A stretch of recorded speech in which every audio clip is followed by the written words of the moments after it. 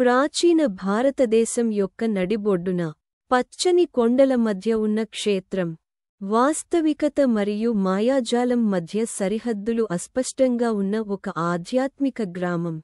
ప్రతి సంధ్యా సమయంలో సూర్యుడు హోరిజోన్ క్రింద ముంచినందున గ్రామస్థులు ఒక అద్భుతమైన దృశ్యాన్ని చూసేందుకు పవిత్రమైన గ్రోవ్ వద్ద గుమిగూడారు. తరతరాలుగా అందించబడిన పురాతన శ్లోకం ద్వారా పిలవబడే ప్రకాశించే తుమ్మెదలు. ఒక సాయంత్రం యువ అనయ ఒక భిన్నమైన మెరుపును గమనించింది. ఒకే వెండి తుమ్మెద తన అరచేతి పైన కొట్టుమిట్టాడుతోంది.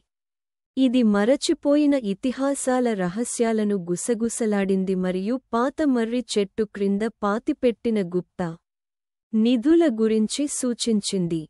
ఆసక్తిగా ఇంకా జాగ్రత్తగా అనయ రాత్రి వరకు దాని నృత్యాన్ని అనుసరించింది. మెరిసే రత్నాలు మరియు జ్ఞానపు చుట్టలతో నిండిన ఒక అలంకరించబడిన పెట్టెను ఆమె వెలికితీసినప్పుడు క్షేత్రం తన ఇల్లు మాత్రమే కాదని ఆమె గ్రహించింది. దాని గుసగుసలు వినడానికి తగినంత ధైర్యవంతుల కోసం ఎదురుచూసే సాహసాలకు ఇది ఒక ప్రవేశద్వారం.